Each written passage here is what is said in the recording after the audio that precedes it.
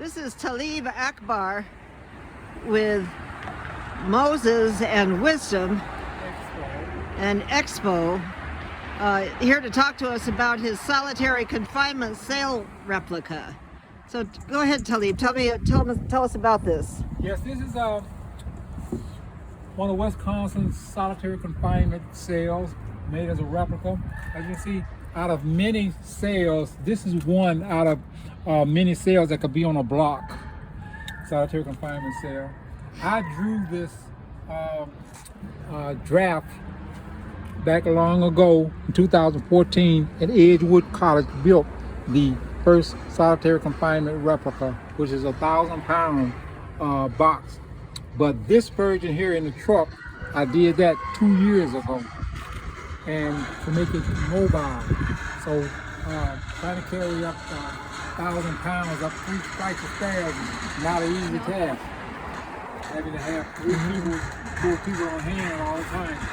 And so this version here is much more accessible than the original replica. What's all this racket, Talib? Well, the racket is, the noise is what goes on in solitary confinement.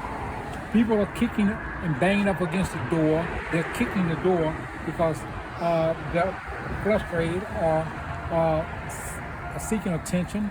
And many times other people join in with them to get this attention to them. You know? But my task in this project campaign is to make mention and highlight that no mentally ill person should be placed in solitary confinement. Solitary confinement should never be used for a housing crisis for mentally ill people. Mentally ill people shouldn't be placed in prison. They should be placed in a mental institution. And that's one of the most important things about this campaign and my advocacy is that solitary confinement is torture. And we want to, by all means, reduce it as much as we possibly can. And so, thank you. Should we go up inside there? Yes, let's take a look at the side here. I don't know if I want to go in there. Well, take a chance. And at least you can come out when you want to. Yeah, thank goodness. Yes. So this is the inside of it.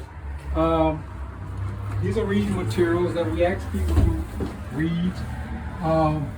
As you can see, all of this is actually implication of concrete. There's a combination toilet, zinc. There's a mirror that's on the wall. It's normally a piece of metal. I improvised a bit, and there's a camera up there that watches you at all times, 24/7. And this bed is a mattress that they give you, but they give you 2 mattresses. They'll give you 2 sheets, and they'll give you a pillowcase and a pillow. And they'll give you some paper to write with. They'll give you an ink pen insert, and the light stays on 24/7. Should we close this door so we can get more of a feel of what it's like to be closed in here? Yeah. And so this is what it looks like when it's closed. You're just in here by yourself. They'll give you 3 books. They'll give you a Bible. They'll give you 3 other books. Altogether be about 3 books. Bible is number 1 book that they'll give you. But for this project here, we put some information in here for people to read as they spend their time in here. This is a solitary challenge, and that's why we limit the amount of material in here. We also even take the cell phones, because you don't have cell phones in the actual solitary confinement. So now this is Rick Ramish, our former sheriff of Dane County. Former sheriff of Dane County, and also former correction commissioner.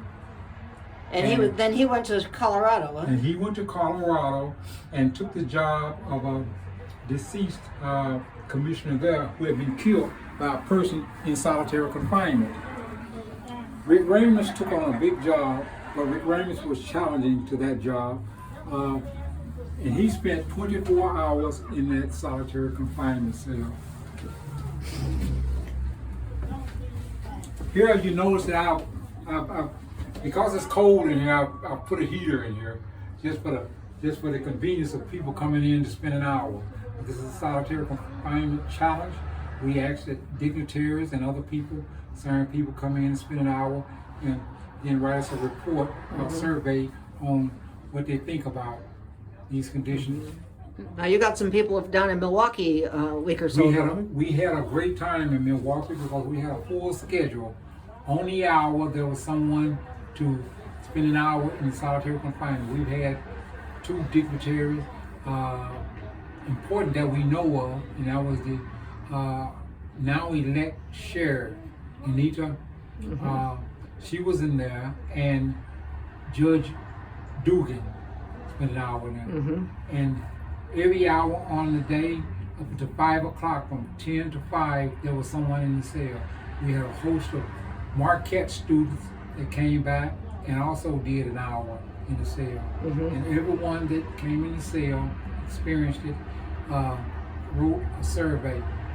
And some of their writing was that this experience was very enlightening. It was very traumatic, and the point is that they knew that they were only going to be serving 1 hour in this cell. They couldn't imagine serving longer than an hour in this cell with the noise, the people around them banging and kicking the door. So that noise that we were hearing outside, you would actually, while they're in here, you would put it in here so they could experience what it's like to hear. It would be in here where they could hear it, and that goes on 24/7. For the exception, when they serve breakfast in the morning time, they also pass out medication.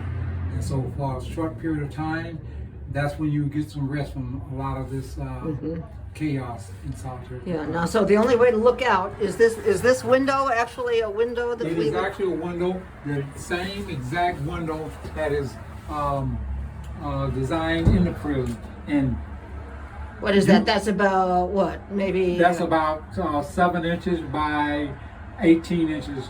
Yeah. In length. And then where do you get your food? And you get your food through a trap door, which you can't see it from the inside here, but on the outside, based upon the structure of this door. Okay. The building of this door. We'll go and look at outside We'll take maybe. a look at that. Okay. I don't mind getting out of here right now.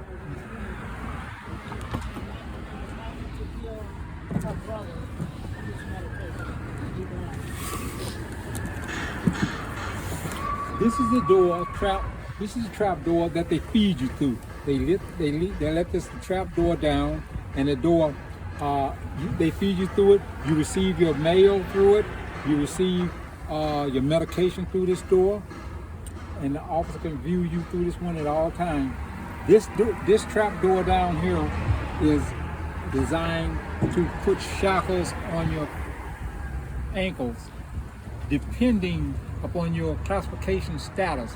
If you're a 2-man escort, then they'll put shackles on you. So when you're inside, if they need to take you somewhere, They can shackle you before they open the door and take you out. They'll shackle your hands through this door here. They'll let this door down, and you have to put your hands out. I can't. Just a minute. I can't hear you. They'll shackle you through the door, the trap door. You'll have to put your hands outside the door, so you put your handcuffs on, and then you back out. You back out the cell. So when would they do that?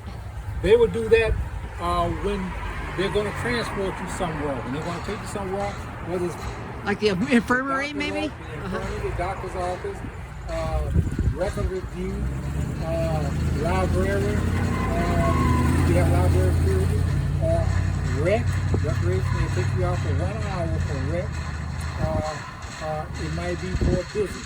It don't depend what status I you're see. in. They'll bring you out. Yeah. Other than that, So now Deb has some materials here, huh? What do you have to show us?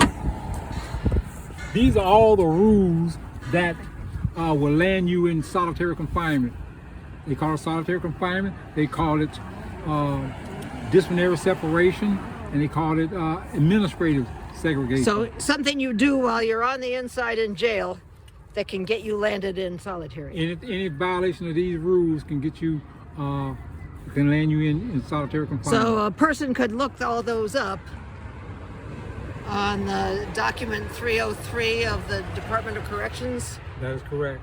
Oh, okay. There's 10 chapters in the Department of Correction 303 disciplinary proceeding. There are 10 chapters. Well, thank you so much, Talib. If there was one thing you wanted the people that watch this to remember, what was it that you would tell them? One thing I want them to know that solitary confinement is inhumane, and is the most important thing is torture.